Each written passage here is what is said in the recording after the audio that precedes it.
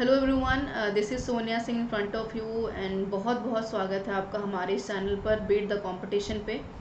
एक बार फिर से मैं आप सभी का स्वागत करती हूँ और मैं आपको बता दूँ कि आपका बहुत वक्त ना लेते हुए, क्योंकि एग्ज़ाम बिल्कुल आपके पास है, तो बहुत सारी इन्फॉर्मेटिव वीडियोस मैं ऑलरेडी शेयर कर चुकी हूँ आपके साथ, जहाँ पर मैंने आपको लास्ट वीडियो में एनालिसिस करके एक बार बताया भी कि पेपर किस तरीके का आपका आ रहा है और आपको कौन सी ट्रेंड्स को फॉलो करते हुए चीज़ों को पढ़ना है, समझना और उसका ध्यान रखना है। ठीक है, तो उन्हीं ट्रेंड्स को समझाते हुए काफ़ी सारे बच्चों की डिमांड थी कि मैम जिस तरीके के क्वेश्चंस आ रहे हैं उन क्वेश्चंस को ध्यान में रखते हुए उन ट्रेंड्स के बेसिस पर जो क्वेश्चंस को सेट करके थोड़ा सा बताएं। तो एनईपी से सवाल आया है, क्योटो प्रोटोकॉल से सवाल है, एसडीजी से सवाल है, जहाँ से कि सवाल आने की पॉसिबिलिटीज़ रही है और पिछले 2 सालों से पॉसिबिलिटीज़, चाहे वो कोविड का टाइम पीरियड रहा हो चाहे अब का टाइम पीरियड रहा हो, पॉसिबिलिटीज़ हमेशा रही है उन सवालों के ही आने की।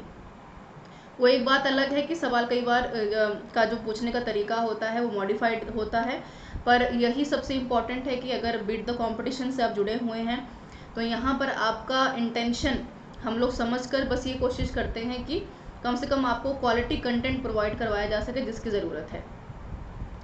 तो पहले कोटेशन से स्टार्ट करेंगे। एपीजे अब्दुल कलाम की बात को समझते हुए उन्होंने ये बहुत ही साफ शब्दों में कहा है कि कोई भी लाइफ में जो एम होता है ना, आपके एम इजी नहीं होता है उसको अचीव करना, लेकिन आपको एक गोल सेट करना पड़ेगा और उस गोल को अचीव करने के लिए, उस एम को अचीव करने के लिए आपको भी उतनी ही हार्डवर्क करनी पड़ेगी जितने की डिज़ायर आपके अंदर किसी भी चीज़ को पाने की है।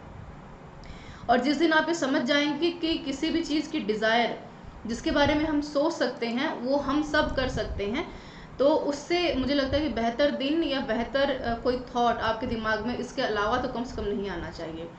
और इसी गोल को अचीव करने के लिए इसी जो है अपने एम को अचीव करने की एक जो है स्टेप अहेड जाते हुए हम आगे बढ़ते हैं और देखेंगे आज का क्वेश्चन आपके स्क्रीन के ऊपर। अब देख पाएंगे स्क्रीन के ऊपर 1 मिनट का टाइम है आपके पास इस क्वेश्चन को सॉल्व करने का, जो मैंने टाइमर दिया है क्योंकि पेपर अपकमिंग है। मैं सवाल आपके लिए पढ़ रही हूँ जो आप देख पाएंगे।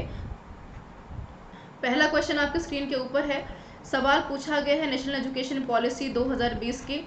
29 जुलाई को एजुकेशन पॉलिसी आई थी और अभी 1 साल हमने हाल फिलहाल में कंप्लीट कर लिया। 1 साल से खैर ऊपर हो गया है, 2021 में पूरा कर लिया था सितंबर में, जुलाई 29 को, तो आप ये ध्यान में रख सकते हैं। चेयरमैनशिप की बात पूछी गई है, कह रहे हैं कि under the chairmanship of home committee for evaluation of the new education policy. ध्यान रहे इवोल्यूशन की बात आपसे की गई है, ठीक है, और सबमिटेड इट्स रिपोर्ट इन मई 2016। तो ये आपको बताना है कि 2016 में इस रिपोर्ट को इवैल्यूएट करके किसने सबमिट कर दिया था। श्री TSR सुब्रमण्यम जी की बात हो रही है, क्या डॉक्टर के कस्तूरीरंगन, नटराजन चंद्रशेखरन या फिर वेंकट चंद्रशेखरन की बात हो रही है।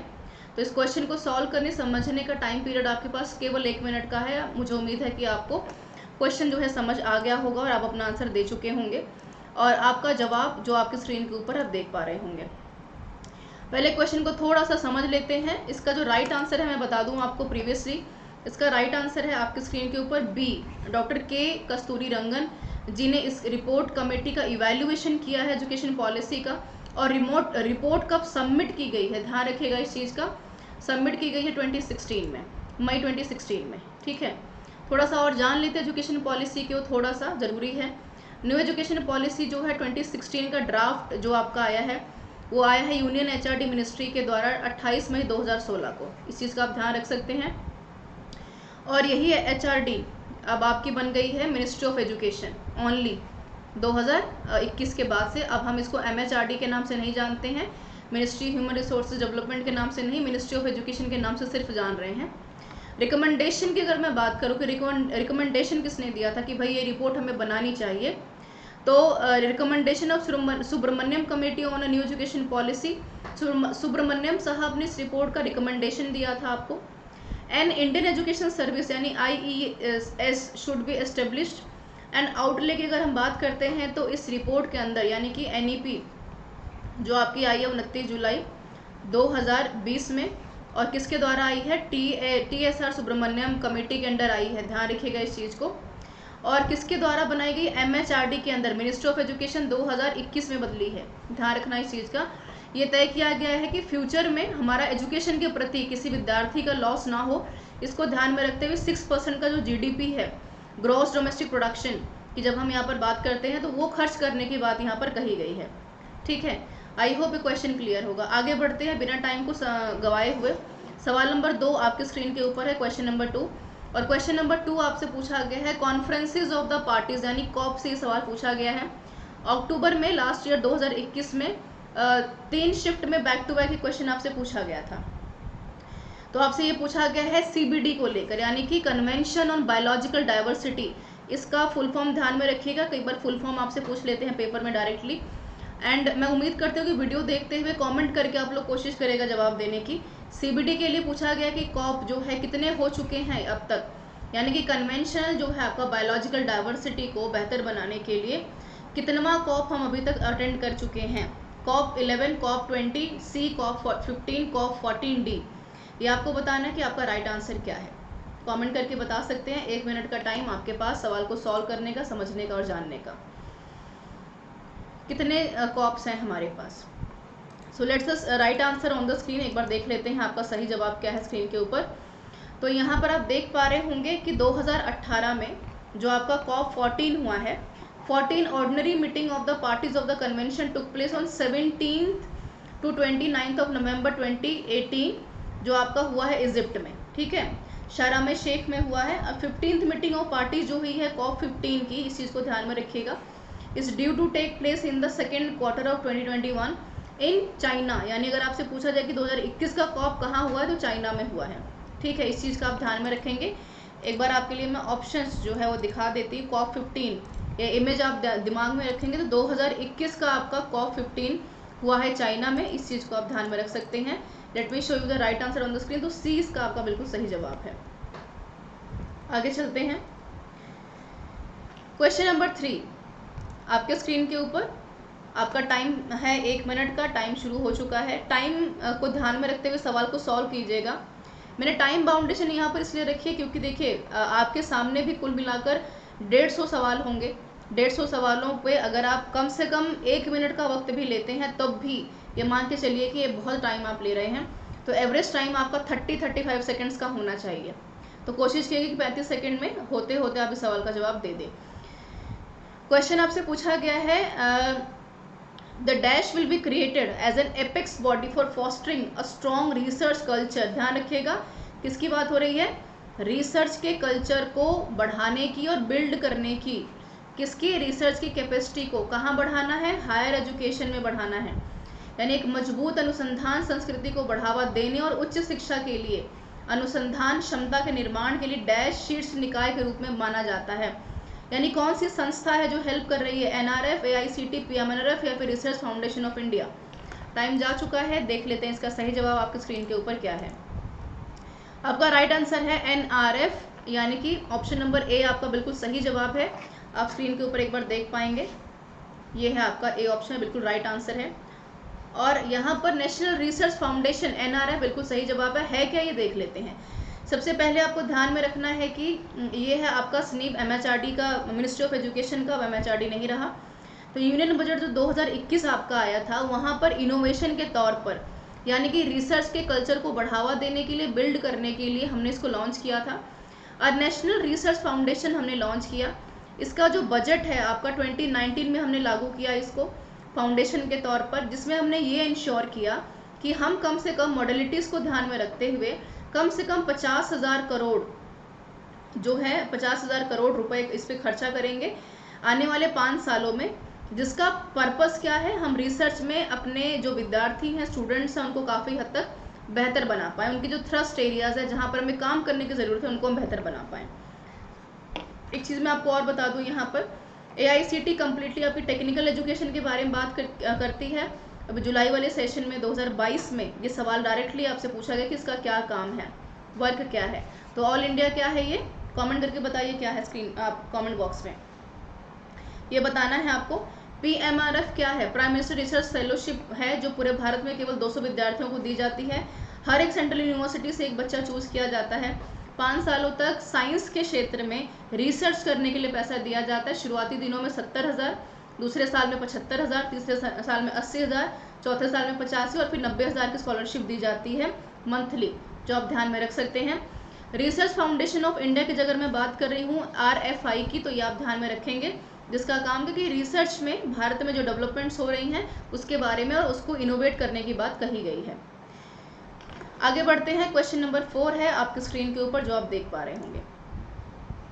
क्वेश्चन आपसे पूछा गया है कि which autonomous body will be created to provide a platform for the free exchange of ideas on the use of technology to enhance learning, assessment, planning and administration. सवाल को मुझे उम्मीद है कि आप समझ पा रहे होंगे कि साफ साफ सवाल आपसे ये पूछा गया है कि भाई ऐसी कौन सी ऑटोनॉमस बॉडी है, यानी कौन सी ऐसी जो आपकी स्वायत्त निकाय है, हिंदी में भी है आप देख पा रहे होंगे, जहाँ से आपको प्रोवाइड किया जा रहा है एक ऐसा प्लेटफॉर्म जहाँ पर आप अपने आइडियाज़ को बिल्कुल फ्री में क्या कर पाएंगे, एक्सचेंज। जैसे मान लेते हैं एग्जांपल के तौर पर कि NEP आपके सामने, कोई ऐसी चीज़ है NEP के अंडर जो कि आपको लगता है कि भाई ये तो नहीं होनी चाहिए, इससे हमारा फ़ायदा नुकसान क्या हो रहा है, तो आप अपने आइडियाज़ को शेयर कर सकते हैं। उसको लेकर कौन सी असेसमेंट या प्लानिंग एडमिनिस्ट्रेशन, कौन सी बॉडी को बनाया गया है, NHERC है, NTLF है, NESCOM है या NETE है। देख लेते हैं राइट आंसर इसका क्या है। मात्र 2 सेकंड आपके सामने स्क्रीन के ऊपर और समय हुआ समाप्त। देखते हैं राइट आंसर। NETF जो है आपका बिल्कुल राइट आंसर है, जो आप स्क्रीन के ऊपर देख पा रहे होंगे। स्टूडेंट्स आपको मुझे बताना है NTEF का जो फुल फॉर्म क्या है, कमेंट करके आप बताएंगे। हो सकता है कि आपको इस बार पेपर में सवाल देखने को मिले। इसका मतलब क्या है, हमने इसको क्यों किया है लॉन्च गवर्नमेंट ऑफ इंडिया ने। पहली बात तो आपको पता है कि आपको क्या करना है, आइडियाज़ को फ्री में एक्सचेंज करना है।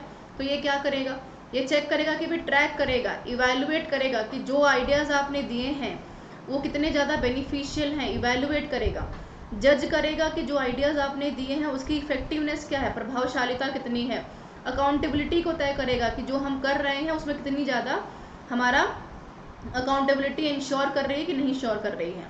ठीक है, आगे बढ़ते हैं। क्योटो प्रोटोकॉल से सवाल नंबर 5 आपकी स्क्रीन के ऊपर, one of the favourite question of NTA जो आप देख पा रहे हैं। 1 मिनट का समय जो है आपके स्क्रीन के ऊपर चल रहा है, आप देख पा रहे होंगे। कोशिश कीजिए 35 सेकंड में जवाब देने की।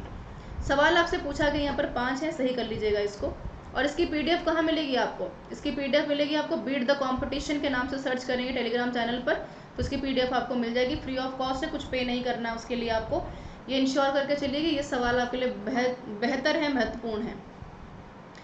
कह रहे हैं कि क्योटो प्रोटोकॉल जो है अडॉप्ट किया गया है क्योटो में। क्योटो कहाँ है, जापान में है। कब किया गया है, 11 दिसंबर 1997 में। ध्यान रखिए, जब मैं क्वेश्चन पढ़ रही हूँ तो क्वेश्चन को भी ध्यान में रखिए, क्योंकि कई बार सवालों से जवाब बन जाते हैं। ठीक है, कब किया गया है क्योटो प्रोटोकॉल आपका, 13 जनवरी 2003, 16 फरवरी 2005, 7 जून 2007, 27 दिसंबर 2003। तो कम से कम आप यहाँ पर जनवरी, फरवरी, जून, दिसंबर, ये डेट्स आप याद रख सकते हैं। और अब देखेंगे टाइम हुआ समाप्त, आपका राइट आंसर क्या है, कि आपने क्या कमेंट दिया है। तो 16 फरवरी 2005 जो है आपका बिल्कुल राइट आंसर है, ऑप्शन नंबर बी बिल्कुल सही है। क्या है, 16 फरवरी 2005, ये डेट ध्यान में रखिएगा। ठीक है, चलिए, फेब में हुआ था, 2005 में हुआ था। आगे बढ़ते हैं, सवाल नंबर 6 क्योटो प्रोटोकॉल के बाद आपके स्क्रीन के ऊपर। और ये सवाल आपसे पूछा गया है यूनिवर्सिटी ऑफ कम्युनिकेशन से। सवाल है असर्शन रीजन से। सवाल को समझिए, जवाब देने की कोशिश कीजिए। सवाल का मिनट है आपके पास, 1 मिनट सवाल को समझने, जानने और जवाब देने का। ए और आपका आर क्या यहाँ पर कहना चाहता है, हिंदी इंग्लिश दोनों में सवाल अवेलेबल हैं। सवाल को समझ लेते, सवाल क्या कह रहा है।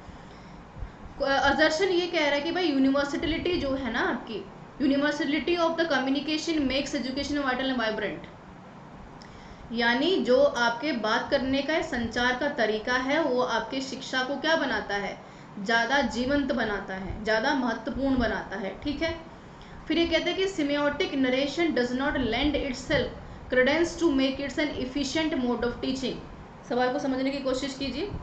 सवाल कह रहा है कि जो सिमियोटिक आपके हैं ना चीज़ें, इसे शिक्षण का एक कुशल तरीका बनाने की खुद को श्रेय नहीं देता है।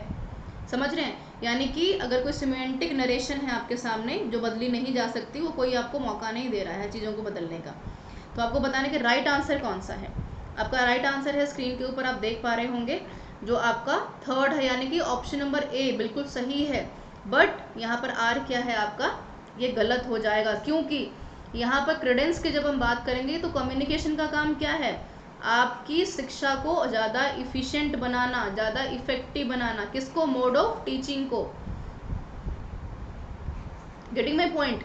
मैं अगर आपको पढ़ा रही हूँ इंग्लिश की जगह हिंदी में, हिंदी में जगह पश्तो में, तो पॉसिबल है कि आपको समझ में आएगा? नहीं समझ में आएगा। ठीक है, तो ऑप्शन नंबर जो आपका थर्ड है कि ए करेक्ट है, आर गलत है, ये आप ध्यान में रख सकते हैं। आगे बढ़ते हैं सवाल नंबर 7 की तरफ। अगेन इन्वायरमेंटल एजुकेशन का ये आपका one of the favourite question है एनटी का, जहाँ से सवाल ये बहुत बार पूछा जाता है आपसे। सवाल को ध्यान में रखिए, इंपॉर्टेंट क्वेश्चन है, बहुत बार आ चुका है पेपर में, और इस बार भी पूरी पूरी संभावना है कि सवाल आपसे दोबारा ये पूछा जा सकता है। सवाल ये कह रहा है कि the concept of carbon credit originated from which of the following, जो कार्बन की क्रेडिट होती है ना, उसकी अवधारणा निम्नलिखित में से किससे उत्पन्न हुई है। यानी कार्बन इमिशन, आप सब समझ रहे हैं कि कार्बन जब बहुत ज़्यादा बढ़ जाता है हमारे वातावरण में, इन्वायरमेंट में, तो क्या होता है? पोल्यूशन बढ़ता है, बीमारियां बढ़ती हैं, कैंसर बढ़ता है, ग्रीन हाउसेज गैसेस का इम्पैक्ट और ज़्यादा बढ़ता नज़र आता है। ठीक है, या बहुत सारे ऐसे और इम्पैक्ट होते हैं जिसकी वजह से जो इन्वायरमेंट है वो इम्पैक्ट होता है। तो कहाँ पर कार्बन इमिशन को कंट्रोल करने की या उसको बेहतर बनाने की अवधारणा दी गई है? रियो समिट में दी गई है, क्योटो प्रोटोकॉल में दी गई है, मॉन्ट्रियल प्रोटोकॉल में दी गई है, पेरिस एग्रीमेंट में दी गई है। क्योटो प्रोटोकॉल से सवाल बहुत बार आ चुका है, रियो समिट से सवाल आपको पूछा जा चुका है, पेरिस एग्रीमेंट से सवाल आ चुका है। सवाल नहीं आया है तो मॉन्ट्रियल प्रोटोकॉल से सवाल अभी तक नहीं पूछा गया, आप ये ध्यान में रख सकते हैं। समय हुआ समाप्त, देखते हैं आपका राइट आंसर। क्योटो प्रोटोकॉल आपका ये है जवाब, ऑप्शन नंबर बी बिल्कुल सही हो जाता है। ये आप देख पा रहे हैं स्क्रीन के ऊपर। इसने कार्बन इमिशन को या जनरेट करने की जो चीज़ें हैं या देश है उनके ऊपर कंट्रोल करने की कोशिश की है। ठीक है, और क्या है, कार्बन क्रेडिट की बात करें, परमिट करता है और सर्टिफाइड करता है allowing the holder such as company to emit carbon dioxide और अदर ग्रीन हाउसेज गैसेज। यानी कोई ऐसी कंपनी जो कि कार्बन जिसकी वजह से कार्बन बहुत ज़्यादा इमिट हो रहा है, बढ़ रहा है, उसको रोकने का, उसको इमिट करने का, कंट्रोल करने का, ग्रीन हाउसेज गैसेस को कंट्रोल करने की बात कौन करता है? Kyoto protocol. कमेंट करके मुझे बताइए कि ग्रीन हाउसेज गैसेस हमारी कौन कौन सी है। सवाल इस बार देखने को मिलेगा आपको अगस्त वाले से जॉब सेशन आएगा आपका पेपर का। बढ़ते हैं टॉप 10 सवालों में, क्वेश्चन नंबर 8 की तरफ। आपकी स्क्रीन के ऊपर है क्वेश्चन नंबर 8। सवाल पूछा गया है NSQF से। लास्ट ईयर अक्टूबर 2021 में सवाल आया था आपके NSQF से, और सवाल पूछा गया था कि भाई जो आपकी अंडर ग्रेजुएट डिग्री होती है वो एक आपका एवरेज ऑफ क्रॉसिंग होता है। तो लेवल नंबर 7 आपसे पूछा गया था, इसमें कितना पूछा है? लेवल नंबर 8 पूछा है। तो बहुत सारे लेवल्स हैं, आगे बात करेंगे। तो जैसे आपका क्लास 10 का लेवल नंबर 3 है, 12 का 4 है, ग्रेजुएशन का 5 है, 6 है, 7 है, इस तरीके से लेवल सेट किए जाते हैं। तो क्या है, नेशनल स्किल क्वालिफिकेशन फ्रेमवर्क की बात की जा रही है, which is NSQF। Full form ध्यान में रखिएगा, सवाल यहाँ से पूछा जा सकता है। क्वेश्चन किसका है? हायर एजुकेशन का। सवाल ये कह रहा है कि लेवल नंबर 8 किससे जुड़ा हुआ है? पोस्ट ग्रेजुएशन से, अंडर ग्रेजुएट BA की डिग्री से, अंडर ग्रेजुएट ऑनर्स डिग्री से, या डॉक्टरल डिग्री से। ये आपको बताना है कि PhD से है, MA से है, BA से है, या स्पेशलाइजेशन ऑफ डिग्री से है। तो आपको बताना है कि सही वाला जवाब क्या है लेवल नंबर 8 का। आप देख पा रहे होंगे आप अपनी स्क्रीन के ऊपर, मैं आपको थोड़ा सा एक्सप्लेन कर देती हूँ। ये देखिए, level number 1, 2, 3, 4, 5, 6, 7, 8, 9 and 10। Total NSQF में नेशनल जो आप स्किल क्वालिफिकेशन फ्रेमवर्क जो आप देख पा रहे हैं स्क्रीन के ऊपर, इसमें कुल मिलाकर कितने लेवल्स हैं? 10 लेवल्स हैं। ठीक है, तो जैसे हेल्पर मैसन है, असिस्टेंट मैसन है, जर्नल है, स्पेशल फिनिशिंग है, या कंक्रीट की हम बात करते हैं, ये सारी चीज़ें आपको समझ में आएंगी जब आप इसको जानेंगे। इट मीन्स अब जैसे लेवल नंबर 1 में, क्लास 5th में या क्लास 10 में आपका जो लेवल ऑफ अंडरस्टैंडिंग था, ऐसा पॉसिबल है कि ग्रेजुएशन और पोस्ट ग्रेजुएशन में भी आपका लेवल ऑफ अंडरस्टैंडिंग में ऐसा ही नहीं है ना। जैसे आपका एक जनरल अंडरस्टैंडिंग ग्रेजुएशन में होता है किसी भी चीज़ को लेकर, लेकिन जैसे ही आप मास्टर्स में जाते हैं आपका उसी सब्जेक्ट को लेकर कम्प्लीटली आपका जो आइडियोलॉजी है, विचारधारा है किसी विषय को लेकर कम्प्लीटली कंक्रीट हो जाता है, पक्का हो जाता है। मतलब आप स्पेशलाइज्ड हो गए किसी भी सब्जेक्ट में। जिस तभी हम एक एलिजिबिलिटी क्राइटेरिया पूरा करते हैं ना UGC नेट में कि भाई हम तो फलाने डिग्री से MA में पास हैं, इतने परसेंटेज पर हैं, इट मीन्स कि मैं स्पेशलाइज्ड हूँ, तो मैं सब्जेक्ट में जा सकता हूँ या जा सकती हूँ। ठीक है, तो ये आप देख पा रहे होंगे ऑप्शन नंबर 2 पहली बात तो उसका सही जवाब है। मैं बता दूं आपको, ये आता है आपको किस में? लेवल नंबर 8 में। ठीक है, लेवल नंबर 1 क्या बताता है? लेवल नंबर 1 में रिस्पॉन्सिबिलिटी क्या होती है आपकी? एकदम कम। कहाँ पर? स्कूल ऑफ लेवल एजुकेशन की यहाँ पर बात की जा रही है, जहाँ पर आप स्कूल में एजुकेशन गेन करते हैं, वहाँ पर कोई रिस्पॉन्सिबिलिटी आपकी नहीं होती है। इंस्ट्रक्शंस आपको दिए जाते हैं, सुपरविजन में रखा जाता है, जहाँ पर ज़रूरत है वहाँ पर आपको इंस्ट्रक्शंस दिए जाते हैं, ठीक है। जैसे स्कूल में बच्चा जाता है तो हम उसको रिस्पॉन्सिबिलिटी तो कोई होती नहीं है, तो टीचर उसके ऊपर ध्यान देता है। लेवल नंबर 2 की जब हम बात करते हैं, यहाँ पर रिस्पॉन्सिबिलिटी आपकी क्या है? अभी भी नील है, कम है, ख़त्म है। क्यों? क्योंकि यहाँ पर कांस्टेंट इंस्ट्रक्शंस की हम बात कर रहे हैं, जो क्लोज सुपरविजन के बारे में बात करता है, यानी कि क्लोजली आपको चेक करना है कि यहाँ पर बच्चे में इम्प्रूवमेंट कहाँ कहाँ करनी है, हमें कहाँ कहाँ पर नीड है। जब हम रिपोर्ट कार्ड तैयार करते हैं तो चेक करते हैं ना कि बच्चे का स्ट्रॉन्ग पॉइंट कौन सा है, वीक पॉइंट कौन सा है। लेवल नंबर 3 में अगर मैं बात करूँ तो कॉन्स्टेंट इंस्ट्रक्शंस में क्लोज सुपरविजन अगेन की जाती है, पर कहाँ पर है? फिर से स्कूल्स में है। सुपरविजन क्या है? अभी भी नेसेसरी है, यानी अगर बच्चा 12वीं में भी चला गया तो सुपरविजन अभी भी ज़रूरी है। लिमिटेड रिस्पॉन्सिबिलिटी है हमारी, यानी कि लिमिटेड कर दी गई है कि आपको होमवर्क ख़त्म करना है, टेस्ट में इतने नंबर लाने हैं, टेस्ट पढ़कर आना है, बुक पढ़कर आनी है, ये सारे काम दिए जाते हैं, लेकिन लिमिटेड होते हैं। लेवल नंबर 4 में स्कूल और लेवल एजुकेशन की फिर से बात की जा रही है, जहाँ पर क्या है? रिस्पॉन्सिबिलिटी क्या है यहाँ पर? वर्क का और लर्निंग का, यानी कि जो काम आपको दिया गया उसको करने का और उसको याद करने का। अब बात करेंगे लेवल नंबर 5 की। लेवल इंक्रीज हो रहा है। रिस्पॉन्सिबिलिटी किसकी है? बच्चे की। कहाँ पर? जब आप डिप्लोमा कर रहे हैं, जहाँ पर आपको कुछ रिस्पॉन्सिबिलिटी दी गई है याद करने की, खुद से काम करने की, और बाकियों के भी other work and learning diplomas के ऊपर काम करने की, यानी कि जो बाकी काम भी दिए जाएंगे वो भी आपकी जिम्मेदारी है। यानी कि अब यहाँ पर जो लिमिटेड रिस्पॉन्सिबिलिटी थी वो आपकी अब ख़त्म होती हुई नज़र आ रही है आपको, ठीक है। लेवल नंबर 7 की मैं बात करती हूँ, जो आप देख पा रहे हैं स्क्रीन के ऊपर, विच इज़ फुल रिस्पॉन्सिबिलिटी। यहाँ पर बात कर रहे हैं, जहाँ पर आपको क्या ध्यान में रखना है, जहाँ पर आप इस चीज़ को ध्यान में रख रहे हैं कि कम्प्लीटली ग्रुप में और उनके काम के लिए बात की जा रही है, और यहाँ पर ओवरऑल आउटपुट जो है आपका ग्रेजुएशन के लिए हम बात कर रहे हैं, यहीं पर हम बात कर रहे थे ना। और लेवल नंबर 8 क्या है आपका? ऑनर्स, जब आप स्पेशलाइजेशन कर लेते किसी सब्जेक्ट में। और level number 9 masters. Level number 10 doctoral degree, ठीक है। तो ये आपके लेवल डिफाइन कर किए जा चुके हैं। सवाल पूछा कहाँ से जाता है? लेवल नंबर 7, 8, 9 और 10, नीचे के जो 7 लेवल है ना, 7, 8, 9 और 10, तो यहाँ पर आप देख पा, यहाँ लिख देती हूँ 7, 8, 9 और 10। 7 क्या कहता है यहाँ पर? ग्रेजुएशन, जो आपकी बीए की डिग्री है। 8वां क्या कह रहा है? ऑनर्स, स्पेशलाइजेशन कर लिया आपने, ठीक है, ऑनर्स ग्रेजुएशन। लेवल नंबर 9 क्या कहता है आपसे? मास्टर्स, और 10 पीएचडी। ये आप देख पा रहे होंगे स्क्रीन के ऊपर इमेज। NSQF क्या है? National skills qualification framework. Now Kyoto protocol से एक सवाल आपका और स्क्रीन के ऊपर जो आप देख पा रहे हैं, सवाल नंबर 9 टॉप 10 में सेकेंड लास्ट क्वेश्चन जो आप देख पा रहे हैं। सवाल कह रहे हैं कि Kyoto protocol was adopted at the which session of the conference of parties to the UNFCC। इसकी फुल फॉर्म आपको बतानी है मुझे कमेंट करके, ठीक है। और इसकी PDF कहाँ मिलेगी आपको? PDF मिलेगी बीट द कॉम्पिटिशन से, जब सर्च करेंगे टेलीग्राम चैनल पर। कहाँ पर है? 1997 में क्योटो, जापान में। तो कह रहे हैं कि UNFCCC जो है आपका पार्टियों के सम्मेलन के किस सत्र में क्योटो प्रोटोकॉल को अपनाया गया था, कि कब हमने एक्सेप्ट किया कि क्योटो प्रोटोकॉल के ऊपर काम करना है। और क्योटो प्रोटोकॉल कहाँ काम करता है? कार्बन इमिशन और ग्रीन हाउसेस गैसेस के इम्पैक्ट को रोकता है, मतलब रोकने के लिए काम कर रहा है। कब तक? 2030 तक गोल है हमारा इसको अचीव करना। कार्बन इमिशन को क्या करेंगे? 0। कार्बन इमिशन में अभी नंबर 1 पे कौन चल रहा है? चाइना।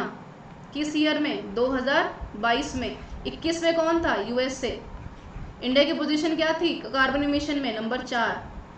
अभी भी इंडिया वहीं पर खड़ा है, 2022 में भी, 21 में भी वहीं पर था, ठीक है।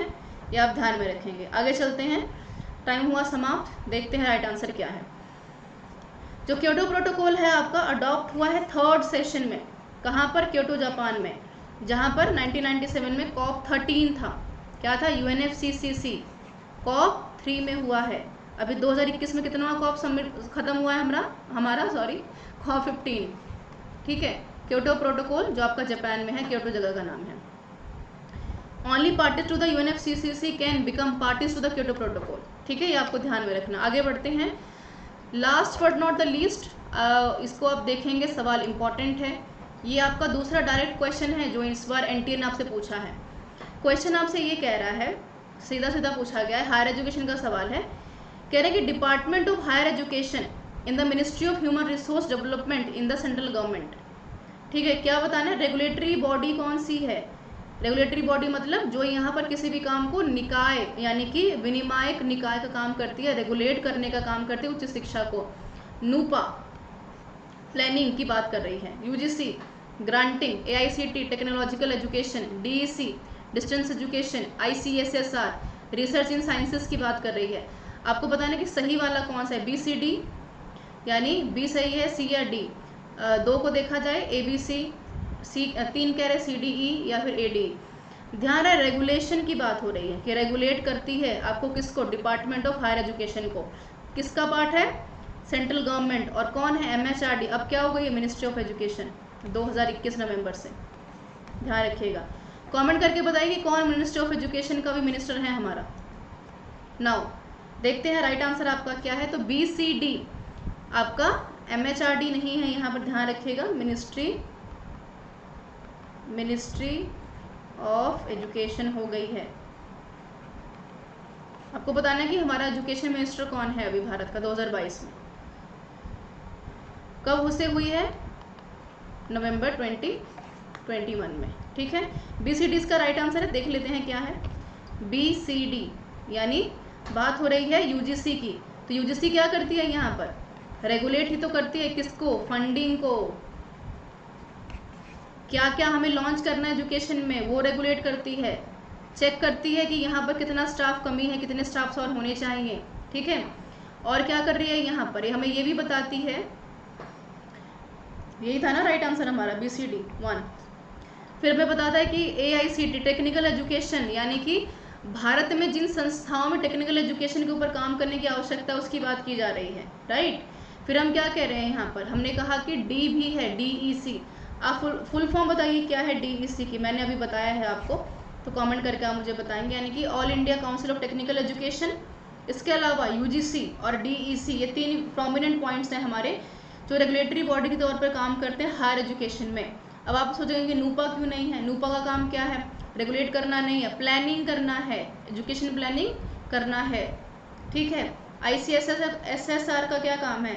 साइंसेस में रिसर्च को प्रमोट करना है, ना कि रेगुलेट करना है। Remember it. ठीक है, so BCD is your right answer and this is all about the session everyone. ये सारे क्वेश्चंस वही हैं जो इस बार आपसे ट्रेंड में पूछे जा गए थे अक्टूबर 2021 में भी और जुलाई में भी, और ये पूछे जाने बनते हैं।